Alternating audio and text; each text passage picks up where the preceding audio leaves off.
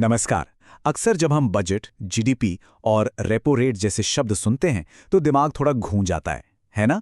तो आज हम इन सभी भारी भरकम शब्दों को एक आसान सी कहानी में पिरोएंगे और समझेंगे कि भारत की अर्थव्यवस्था यानी हमारी इकोनॉमी असल में काम कैसे करती है और इसका हमारी जिंदगी पर क्या असर पड़ता है। तो चलिए अपनी इकोनॉमी को एक बड़ी दमदार मशीन यानी एक इंजन की तरह देखते हैं। सवाल यह है कि इस इंजन के पुर्जे क्या हैं, इसे चलाता कौन है और सबसे ज़रूरी इसकी रफ्तार को नापा कैसे जाता है। आइए इस इंजन के हर नट बोल्ट को खोल कर देखते हैं। अब देखिए, हर बड़ी मशीन को कभी ना कभी एक बड़े अपग्रेड की जरूरत पड़ती ही है। भारतीय अर्थव्यवस्था के लिए वो बड़ा अपग्रेड आया था साल 1991 में, और यहीं से हमारी आज की आर्थिक कहानी की असल शुरुआत होती है। जरा सोचिए, उस दौर में लगभग हर चीज पर सरकार का कंट्रोल था। कौन सी इंडस्ट्री क्या बनाएगी, कितना बनाएगी और किस दाम पर बेचेगी, ये सब सरकार तय करती थी। इस कंट्रोल की वजह से हमारी आर्थिक गाड़ी की रफ्तार काफी धीमी थी। एक बड़े बदलाव की सख्त जरूरत महसूस हो रही थी। और फिर वो ऐतिहासिक बदलाव आया 1991 में। ये साल इंडियन इकोनॉमी के इतिहास में एक टर्निंग पॉइंट था। इसी साल ने हमें एक बंद दरवाजे वाली कंट्रोल्ड इकोनॉमी से एक खुली ओपन इकोनॉमी की तरफ मोड़ दिया। तो ये जो बड़ा अपग्रेड हुआ, इसके 3 मेन पिलर्स थे: लिबरलाइजेशन, प्राइवेटाइजेशन और ग्लोबलाइजेशन। यानी उदारीकरण ने इंडस्ट्रीज को फैसले लेने की आज़ादी दी, निजीकरण ने कंपटीशन और एफिशिएंसी बढ़ाई और वैश्वीकरण ने भारत के दरवाजे पूरी दुनिया के लिए खोल दिए। ये हमारे इकोनॉमिक इंजन का एक जबरदस्त अपग्रेड था। ठीक है, तो इंजन तो नया हो गया, शानदार हो गया, पर इसे चला कौन रहा है? ड्राइवर सीट पर कौन है? इसका पहला जवाब है सरकार। तो चलिए सरकार के सबसे बड़े कंट्रोल लिवर यानी केंद्रीय बजट को समझते हैं। केंद्रीय बजट को हम इस इंजन का फ्यूल प्लान भी कह सकते हैं। ये सरकार का सालाना लेखा जोखा है कि भाई पैसा आएगा कहां से और पैसा जाएगा कहां। जब देश के वित्त मंत्री बजट पेश करते हैं तो वो असल में देश की आर्थिक गाड़ी का रूट मैप बता रहे होते हैं। तो ये हिसाब किताब बहुत सीधा है। किसी भी बजट के 2 ही हिस्से होते हैं: पैसा आता कहां से है और जाता कहां है। सरकार की कमाई का मेन सोर्स है हम लोगों के दिए हुए टैक्स, और ये पैसा खर्च होता है देश के विकास, सुरक्षा और हमारी जरूरतों से जुड़ी योजनाओं पर। अब सवाल उठता है कि तब क्या हो जब खर्चा आमदनी से ज्यादा हो जाए। इसे ही कहते हैं राजकोषीय घाटा या फिस्कल डेफिसिट। ये बिल्कुल वैसा ही है जैसे किसी घर का खर्च उसकी कमाई से ज्यादा हो तो उसे कर्ज लेना पड़ता है। ठीक उसी तरह सरकार भी इस घाटे को पूरा करने के लिए उधार लेती है। लेकिन रुकिए, ड्राइवर सीट पर सिर्फ सरकार ही नहीं है। एक और बहुत पावरफुल कंट्रोलर है, भारतीय रिजर्व बैंक यानी आरबीआई। इसे हम अपनी अर्थव्यवस्था का मनी कंट्रोल रूम कह सकते हैं। आरबीआई को समझिए हमारे पूरे फाइनेंशियल सिस्टम का दिल, या फिर इस इकोनॉमिक इंजन का चीफ इंजीनियर।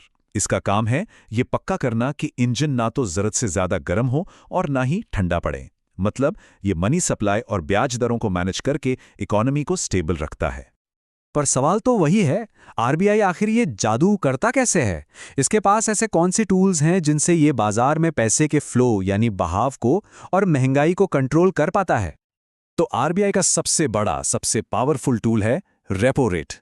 ये वो इंटरेस्ट रेट है जिस पर आरबीआई दूसरे बैंकों को कर्ज देता है। जब आरबीआई को लगता है कि बाजार में बहुत पैसा आ गया है और महंगाई बढ़ रही है, तो वो रेपो रेट बढ़ा देता है। इससे बैंकों के लिए लोन लेना महंगा होता है और फिर वो भी हमें महंगे लोन देते हैं। नतीजा, लोग खर्च कम करते हैं और महंगाई पर लगाम लगती है। तो रेपो रेट तो हो गया मास्टर स्ट्रोक, लेकिन आरबीआई के तर्कश में और भी तीर हैं, जैसे रिवर्स रेपो रेट और कैश रिजर्व रेशो। इन सभी का एक ही मकसद होता है बाजार में पैसे के फ्लो को एकदम सही लेवल पर बनाए रखना, ताकि ना तो बहुत ज्यादा महंगाई हो और ना ही ग्रोथ रुक जाए। अच्छा, कंट्रोल सिस्टम तो समझ आ गया।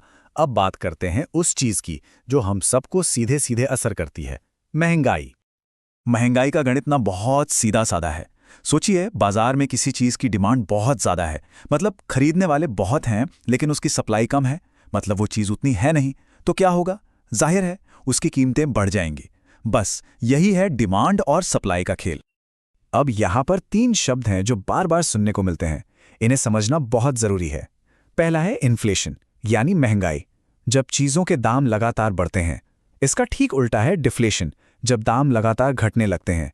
और एक तीसरी सबसे खराब सिचुएशन है स्टैगफ्लेशन, मतलब इकोनॉमी की ग्रोथ तो रुक गई है पर महंगाई आसमान छू रही है। तो हमने इंजन देख लिया, उसके ड्राइवर्स और कंट्रोल समझ लिए और उसके असर यानी महंगाई पर भी बात कर ली। पर सवाल यह है कि हमें पता कैसे चलेगा कि ये इंजन ठीक से काम कर रहा है या नहीं। इसके लिए चलिए इकोनॉमी के फाइनल रिपोर्ट कार्ड पर एक नजर डालते हैं। तो इसके लिए जो सबसे बड़ा मीटर है वो है जीडीपी यानी ग्रॉस डोमेस्टिक प्रोडक्ट।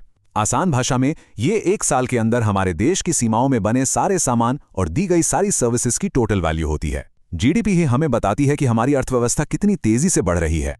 जैसे जब हम सुनते हैं कि जीडीपी ग्रोथ रेट 7.2% है, तो इसका सीधा सा मतलब है कि पिछले साल के मुकाबले हमारी इकोनॉमी ने 7.2% की रफ्तार से तरक्की की है। ये हमारे इकोनॉमिक डैशबोर्ड का मेन स्पीडोमीटर है। जीडीपी के साथ एक और मिलता जुलता शब्द है जीएनपी यानी ग्रॉस नेशनल प्रोडक्ट। इनमें एक छोटा सा लेकिन जरूरी फर्क है।